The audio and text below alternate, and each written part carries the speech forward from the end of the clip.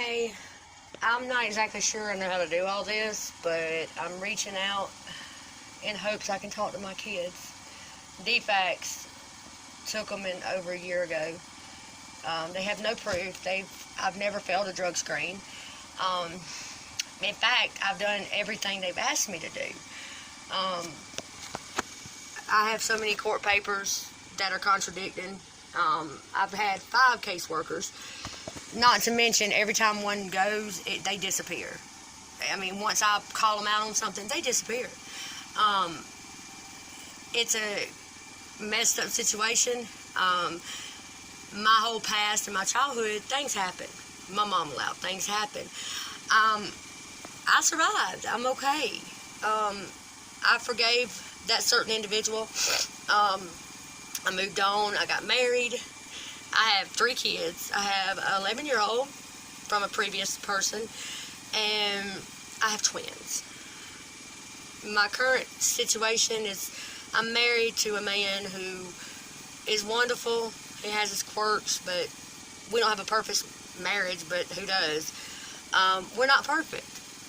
I was never a saint. I'm not going to sit here and say I was. I was not perfect in my childhood. I was not perfect in my adulthood. But once I had kids, I got my act together. Those are the only things I've ever done right. Those 3 are my world. Reese, Chance, and Michael. The twins are a handful. That's a whole new, that's a different universe if you've never had twins. We were so happy when we found out we were having twins. We didn't understand it to begin with because we were like, oh God, how are we going to do this? But then this past year, it's been a year now. It's been actually up to date, 12 weeks I've talked to my kids. I'm going to try and do this without getting upset. I was having visitations, and it was every day. I was with them all day, 24/7, and the whole street's family. They can vouch. I never let nobody even so much as babysit them, except for my mom, and that's because I don't trust people. Other than that, the bus driver and my mom conspired together. Pretty much that's the best way to put it.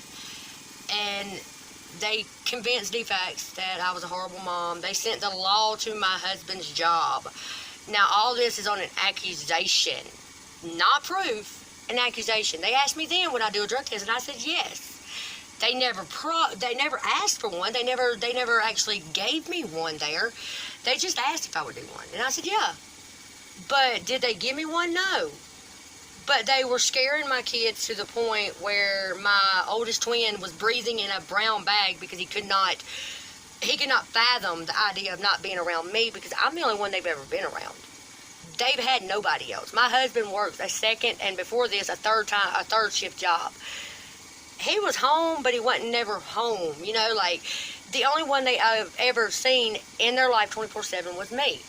And the people who know me, they know me. They know I'm not like this. But they're making me out to be this monster. My mom, I found out there was 2 police reports, and these police reports are so far from the truth. My mom is the culprit behind them. She told the police that she was worried because she thought I was going to burn the kids up in their house, which is ludicrous, crazy. They're my world. Why would I do that?